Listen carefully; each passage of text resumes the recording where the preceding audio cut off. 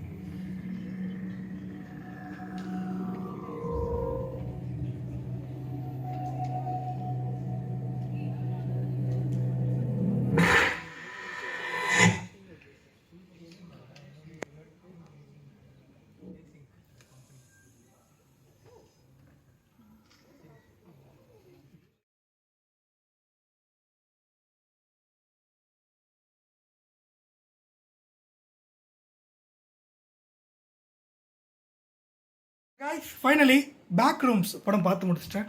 படம் எப்படி இருக்குது என்கிட்ட கேட்டிங்கன்னா, படம் ஒரு ஹாரர் படம் அப்படின்னு நினச்சி தான் நான் போய் பார்த்தேன்.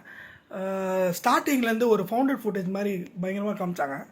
ஸோ அந்த ஒரு எதிர்பார்ப்பில் நான் அடுத்தடுத்து படங்களை பார்க்கலாம்.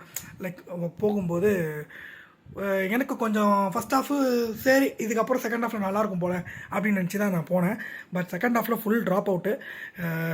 படம் ரொம்ப ஸ்கேரியாகவும் இல்லை, பயமாகவும் இல்லை. இது ஹாரர் படமே இல்லை, இது ஒரு படமே இல்லை அப்படின்ற மாதிரி தான் ஒரு ஃபீல் இருக்குது. மொத்தத்தில் இந்த படத்துக்கான எக்ஸ்பெக்டேஷன் ஏன் ஆடியன்ஸ் இப்படிலாம் கொடுக்குறாங்க, பெருசாக ஒன்றுமே இல்லை. ஆனால் இது வந்து ரொம்ப ஓவரான ஹைப் கொடுத்து ரிவ்யூ கொடுத்துக்கிறதுக்கு எதுக்குன்னு எனக்கும் புரியலை.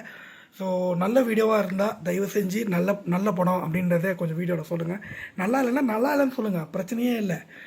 ஸோ ப்ளீஸ் தயவு செஞ்சு இனிமேல் அப்படி பண்ணாதீங்களேன். இந்த படம் சுத்தமாக நல்லா இல்லை. ஓடிடியிலே பார்க்கலாம், ஆனால் ஓடிடியிலே பார்க்க முடியாத மாதிரி ஒரு படம் தான் அது. ஏன்னா ஓடிடியிலே ஓட்டி பார்க்கலாம் அப்படின்னு என் ஃப்ரெண்டு சொல்கிறான்.